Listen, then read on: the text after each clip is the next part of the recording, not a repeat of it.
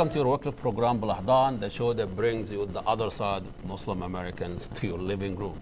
We all heard about what's going on in Palestine and Israel, the 3 kidnapped Israelis, and the whole media propaganda and media outcry about the savage behavior of the Palestinians and Netanyahu himself. This is an act of animals. And the kidnapping of the Palestinian and the American Palestinian young 15 years old was kidnapped and beaten savagely. It's interesting to see how the media cover that, and it's usually condemning a whole culture when a Muslim or an Arab misbehave. But when a Jewish and a white misbehave, it's usually an isolated cases and usually an aberration. We have a very special guest here. We have Professor Khaldune Samman. He's an associate professor of sociology at McAllister College. He has been monitoring the situation, and then we would like to welcome you here, Paletenisns, Khaldune. And I know we talked about this before, but it's interesting to see. I mean, there is always the good, the bad, and ugly in every culture and every. But how the West look at the misbehaving Arabs, usually violent, savage, and Taliban, and then you have Hamas, and you have all this strange entity that coming from the Muslim world or the Arab world and whatever. But when the white or the Israelis misbehave, it's all usually in isolated individual mistakes and all that. Tell us a little bit about the dynamic and the narrative the West has about the others, and as opposed to about themselves. Sure. I think you touched upon a good chunk of it. That's the dominant narrative, right? So you have this notion that when it's one of us, from the dominant perspective, when it's one of us, it's hard for them to accept it could be a cultural aspects of their own culture, right? So they individualize it and turn it into just a bad apple, right? Has nothing to do with the culture that we inhabit. Of course, when it's someone else, especially minorities and people with less power, it gets to be defined in much more cultural terms, right? It becomes much more of a collective act, as though it's the whole nation acting upon it. Israel has that narrative very much built into any kind of incident that happens, and of course it serves power, right? And that's why these narratives exist. They serve those who have the power to create that narrative. How does it serve that power? By legitimize what? The reaction. Look at the Israelis' reaction. Right. Yeah. I mean, part of the Israeli project is, I think, and I think history has really shown this to be the case, is to appropriate more and more Palestinian land. Right. So you need to criminalize the culture to make them seem as savage, in order to kind of legitimize the conflict, to legitimize the aggressive policies of Israel, and also to hide the political intent, right? Israel pulled out settlers out of Gaza in 2005, and that's what they always say. It's like, we pulled out in 2005, look what happened, right? They became even more barbaric, right? And this is used as a way to kind of imprison the Gazan population more and more, and to kind of create a situation. In fact, by removing the settlers, they had a much more efficient way of destroying Palestinian society. Even it goes as far as we do you a favor by occupying you, by civilizing this area. Yeah. People talk about Israel is the only democratic, the only whatever in that area. But in fact, when you look at the history of the Israelis kidnapping of children, hundreds or thousands, I don't know exactly the number. You talk about 1,500 child being kidnapped since, I think, 9/11, I think. So there's a lot of incidents where the Israelis, and you talk about not just the individual out of, talk about the legitimate official apparatus doing the kidnapping and killing and all that. And that's exactly it. That's why it's probably can be defined more as a cultural phenomenon when it comes to Israeli politics, because it's the actual state that's acting this way. Yes. Right? There's a political culture behind it. Or that consent. And consent by the population, unfortunately, by a large chunk. There are. And there is a democracy there. They elected those as more representative to the rest of the population. Yeah, As, and then I as think, opposed to like our representative, they don't really represent the populations. And you know, if we talk about Sisi, it doesn't represent the Egyptian, or Abbas doesn't represent the Palestinians. But when they misbehave, somehow they represent the culture. yeah, but I mean, I would even be careful with that. I mean, I Yeah. think to call Israel democratic would be a long stretch. Yeah. I think if you look at the actual political condition that Palestinians within Israel, The how Arabs they as exist well, as yeah. second-class citizens, Yeah. and never mind the occupation itself, which is a complete authoritarian structure, right? There's no rights whatsoever. So to call that democratic, I just I have a little they right. call I'm not it. saying, but right. But amongst the Jewish population, Yeah. the Israeli Jewish population, one can make the argument that they have consented to this kind, and that's the difference between I think the Palestinian population and the Israeli population is that you have a state that is actively creating a structural, violent kind of situation, right? Whereas in the case of Palestinians, it's a very disorganized, and it looks like it's just it's very hard for the Palestinians to actually do the same things the Israelis can do to Palestinians, right? And it's They have- always the They have a reaction. military structure. Israel has a military structure. They have a power to actually create violence on a very massive scale, whereas Palestinians is a very disorganized one, and I wouldn't even call it cultural. Yeah. It's a kind of it's part of the structural violence that is created by the context of the occupation itself. You know, I'm sure every country and every power in the world that try to influence American foreign policy or American public opinions. But there's no other entity that really qualitatively and quantitatively affecting the Americans' public opinion and American foreign policy like the Zionist project in Israel. So how could the Zionist movement and the Israelis' lobby in this country manage to turn things around? And the most powerful nation in the Middle East, most violent, they do the invading, they do all these things. And when you ask an average American, they look at it as the Israelis and the Palestinians are as an equal entity, or Israel under the attack. And you get that narrative, and you don't know where they're coming from. A kind of a pro-Israeli lobby, right, which is made up of both Israeli groups and it's also made up of also some important American non-Jewish groups, right? The biggest one, of course, being the Christian fundamentalist movement. If you ever, one of the things I do when I travel across the country is put on religious radio stations, right? and Once listen you get south. and listen to a kind of a fundamentalist Christian ideology that resonates. And unfortunately, something like 80 million Americans get the kind of fundamentalism that's very scary in this country, which has this messianic kind of idea of Israel. So I think that, and then there's also just the way those pro-Israeli groups have actually embedded themselves in both the Democratic and Republican Party, has created a situation where anything that would give credence to a Palestinian position is almost non-existent in public discourse, right? There's very little actual, real political discourse about what's happening in Palestine, Israel, right? It's a very pro-Israeli line. And I think, Americans in that sense, you can't blame the American population. I do think that the American population doesn't have direct access to the reality, right? It's mediated by these kinds of networks that Filters, are very like filters. Exactly, and so there's no political discourse that they can catch on to be able to think clearly about this. And one of the things I always find very interesting is when I do talk to the public, American public, they are often quite interested. Surprised and interested, right?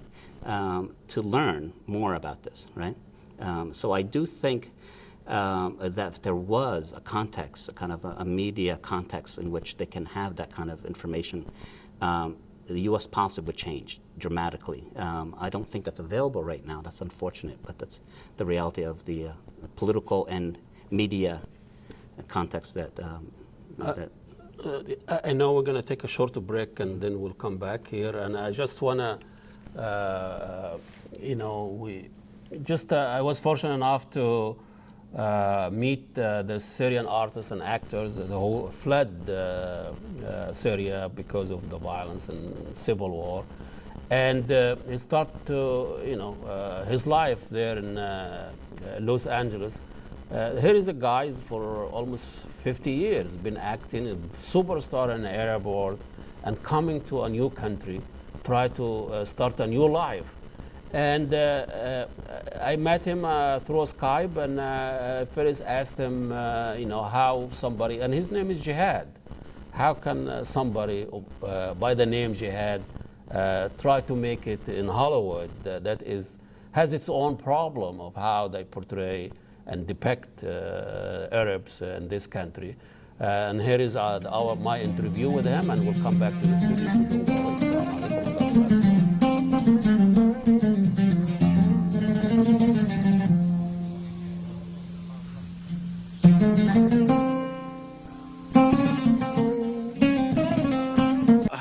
How can somebody with the name Jihad storm Hollywood and make it through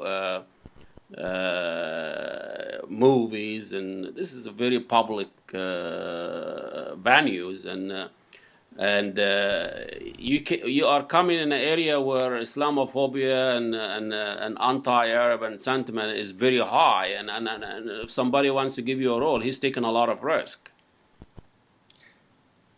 Well, the name remains a name when your attitude is different. I like that. Yes, and you can change your name. I changed it from the first day I came here. I knew the name was ruined, and you don't have time to explain to everybody that this name is noble. It was used by Christians and Muslims and all over the times, and then it was used and it was ruined and so and so. So the easiest way was like for example, Chinese, when they go to the Middle East, they would pick Arab names. They do.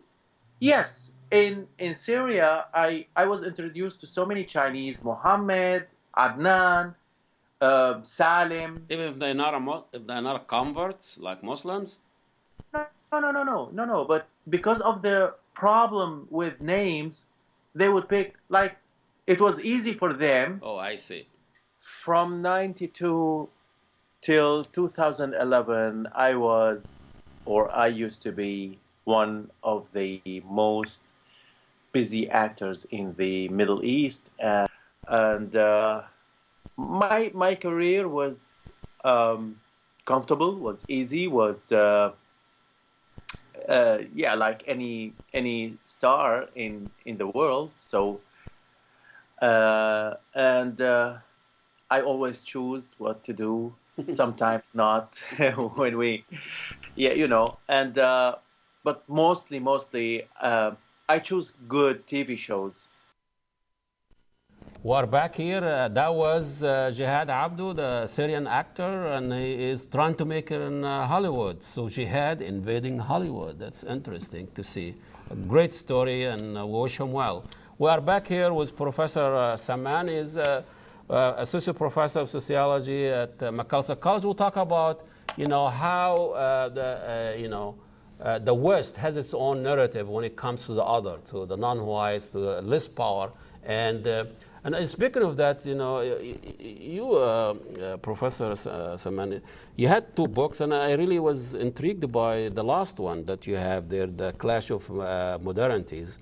And, you can't help it when you hear the title like that. You are making an argument versus the clash of culture that Hampton, had it, and everybody, I don't know, it's been discredited so many times, but still an anchor that we can have our argument. Tell us a little bit from that, the clash of modernity, what are you talking about?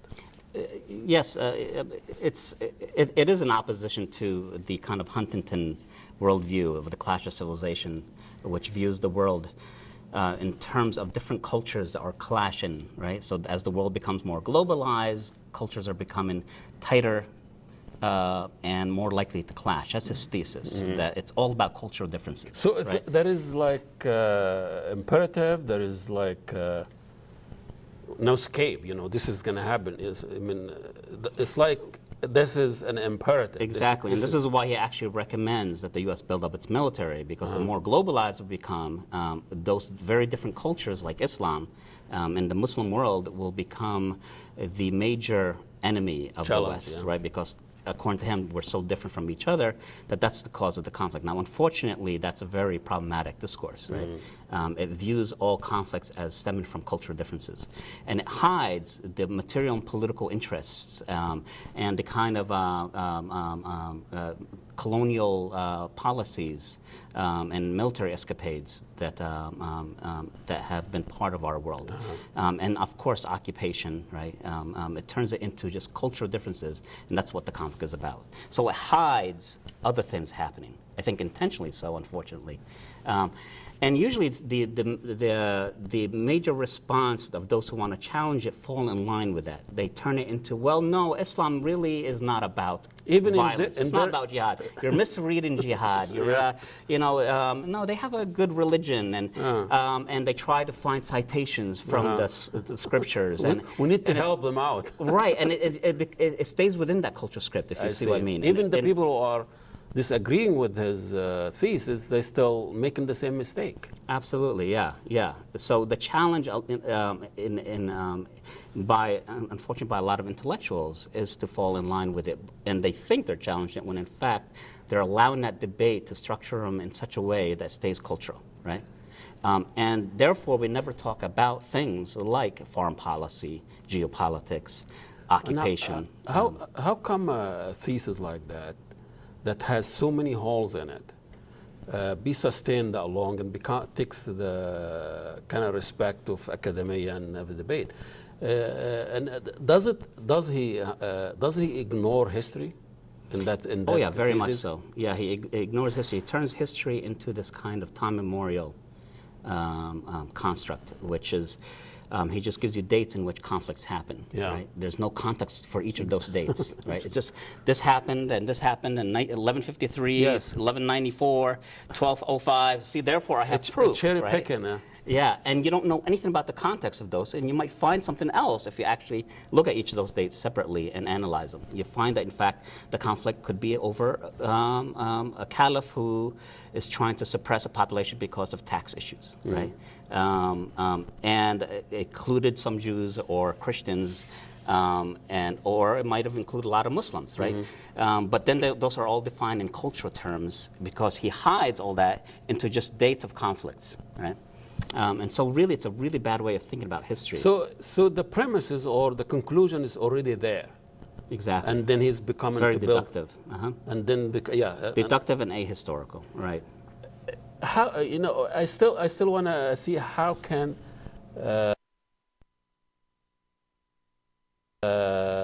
such narrative have traction. Yeah, right? exactly. Have attraction, sustain that legitimacy, and keep that debate going. When in fact there is so many evidence stand against it and so many holes. I mean, just to be fair, there is a lot of challenges. I mean, mine is not as original as we're making it out to be here. There's a lot of people making really serious challenges, but they never make it into the mainstream. That's the important thing, right? So there is a percolation of really interesting insights into how this conflict between the Middle East and the West, whatever you want to call it, between Palestinians and Israelis, that are not based on these kind of cultural scripts, right? But they don't make it into the mainstream. You have to actually go and search for them, right? So they're out there, but the dominant narrative in the mainstream kind of marginalizes them and keeps them on the margins. You just have to work hard to get that information, unfortunately. That's it. It's like in Ramadan, you have to work hard to go and find the... And the best way to see how that narrative is maintained is to, one, is to watch a lot of media, which I do. It's quite hard to watch a lot of media. You have to be an expert to, you know, you have to be a dedicated, talk about the average consumer of information. Right. They spend, a lot of time, shopping. And unfortunately, if you go to bookstores, what do you see? The number one seller. Yeah. People think that the way to understand the Middle East is by picking up the Quran somehow, right? By reading the scripture, you'll learn about the other people, Yeah. right? This is how. Interesting. And that's actually the number one selling book when After it 9/11. comes, right? That becomes a way for people to learn about that part of the world, right? And the other one, unfortunately, is people like Bernard Lewis and Samuel Huntington, which have huge publishing backbone, Machine, and they get their books out, and it's like, I don't know how many books Bernard Lewis has, like 20, and they're really all the same thesis over and over again, and it's the books that you find in Barnes and Noble, even and other places. The one he got after 9/11, What Went Wrong. Right. Even the title itself, it's almost imperative and premises there's something wrong went, and he figured it out. But all this will not happen without the people who have power, that they use those kind of culture narrative or cultural analysis to really sustain their foreign policy that is violence and so on. Yeah. So what's the relationship between the people who make decisions about power? Right. And If you're in power, it doesn't help your cause to invite people who are talking about it in non-cultural terms, right? If they are starting to talk about it in the way that we might do here, right? Talking about the actual occupation, right? Talking about Israeli policy in terms of Palestine, talking about Iraq in real ways, right? Not just about the tribal affiliations. ISIS, the guy right, coming ISIS, sweeping. Right. If you have people who talk about it about geopolitics, talk about the political context in which these and the kind of state formations under U.S. occupation happened in Iraq, and the way it actually created separatist kind of politics within the political state, those kinds of things don't help your narrative if you're trying to rationalize and make sense of the world in a way that benefits you, right? So those who are likely to speak like that don't get the airwaves, right? They're less likely to be invited, and when they are invited, I have stories I can tell you when I've been invited on media sources. A half-hour interview 2 minutes would be turned into a 2-minute edited job, and the important things that you said that actually challenges the way we think about the politics is removed. I don't know if it's intentional or just by accident, or they don't understand what I said. Could be all of those. All of the above. It's interesting that it always turns into the most mediocre margin. Like there's no political context. Why can't they miss the And I turn into one of those people to them. So the power of editing is also important. It's well, really the distribution of information, the mechanism, logistic is part of what all the. But how about the? And unfortunately, the highbrow media sources like New York Times is not much of a help, right? Oh, no. Washington Post is a little bit better, but still very problematic, right?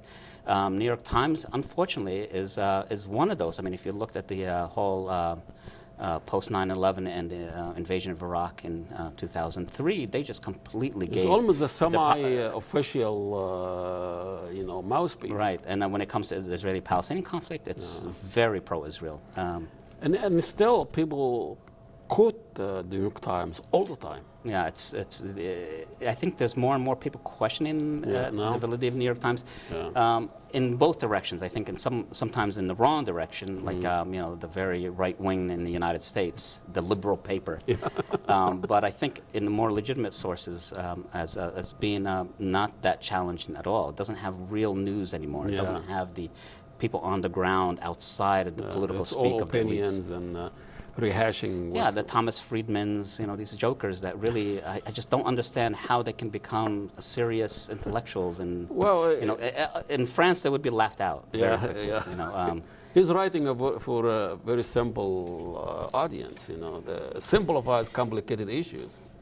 Yes, it's a simple audience, but I think Americans could definitely handle something more substantial. Should give them some credit. I think they understand what we're talking about. Like the way we're talking here, I think they could get that. We're going to find out soon if they go and read the book. But how about you in your academic work? The kind of people are the same thing.